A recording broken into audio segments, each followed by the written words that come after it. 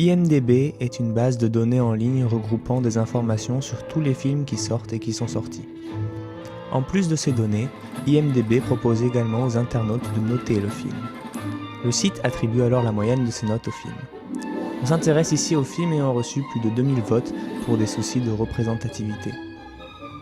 Voici le top 10 des films les mieux notés sur IMDb. Le meilleur est Ababam Signifie d'Egilmez, film turc sorti en 1975. De façon générale, ce top 10 est dominé par les années 70-80. Notons également que Francis Ford Coppola est doublement représenté avec Le Parrain 1 et 2.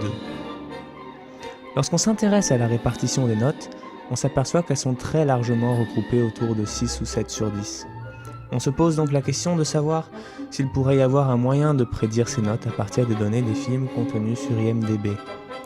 Quels sont les critères qu'on va utiliser pour effectuer cette prédiction ? Quelles variables peuvent expliquer le succès d'un film auprès des spectateurs internautes ?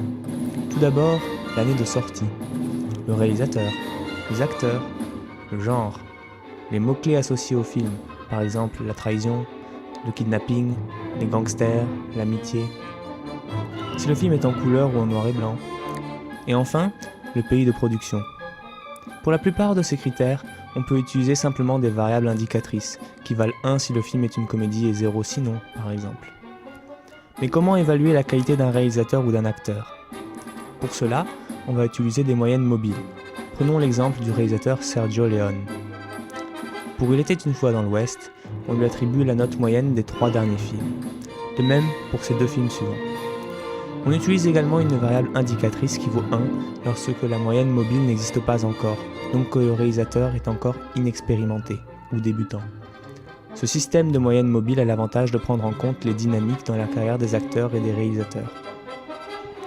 Effectuons maintenant une régression linéaire des notes sur toutes ces variables. Le R au carré vaut 0,30.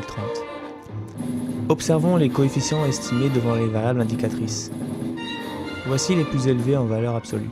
On voit qu'un film d'animation est noté un demi-point de plus que les autres, tandis que le film d'horreur sera noté, lui, un demi-point de moins. On peut également constater que les films américains n'ont pas la cote, puisqu'ils sont notés quasiment un demi-point de moins, eux aussi. Notons également que les films en noir et blanc sont notés 0,2 points de plus que les films en couleur.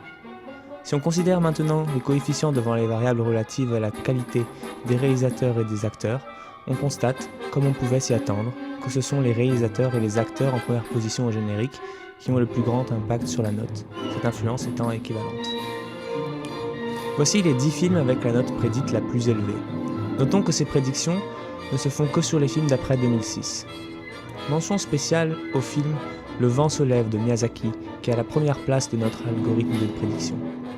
Notre algorithme apprécie également Leonardo DiCaprio, qui se place 2 fois dans ce top 10. Toujours selon cet algorithme, les films Little Ashes et J. Edgar sont des grandes déceptions, puisqu'ils réunissaient tous les ingrédients pour obtenir 8,1 et 8,0 respectivement, mais n'ont eu que 6,6 sur IMDb. Passons à présent aux choses sérieuses, en effectuant notre régression à l'aide de XGBoost. Cela permet de faire passer le R au carré à 0,37. Ce gain en précision prédictive se fait au détriment de la capacité explicative du modèle. Sur ce graphique, on a donc tracé les notes prédites en fonction des notes réelles sur IMDb. On voit que la régression a un profil satisfaisant, mais gère mal les notes extrêmes. Voici maintenant le top 10 des films selon notre algorithme de précision.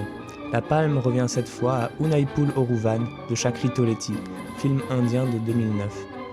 L'algorithme est toujours aussi fan de Leonardo DiCaprio, qu'il a de nouveau mentionné 2 fois dans ce top 10, et se découvre également une passion pour Christopher Nolan, mentionné 2 fois lui aussi. Alors, nos goûts pour le cinéma sont-ils prédictibles ? Déterministes ? À en juger par ces résultats, la réponse est nuancée. Oui, on arrive à expliquer une partie significative des notes données par les internautes sur IMDb. Toutefois, au grand soulagement des cinéphiles, notre algorithme montre ses limites, notamment au moment de prédire des notes des films extrêmes. Ainsi, la détection d'un chef-d'œuvre semble donc bien rester le privilège du critique averti.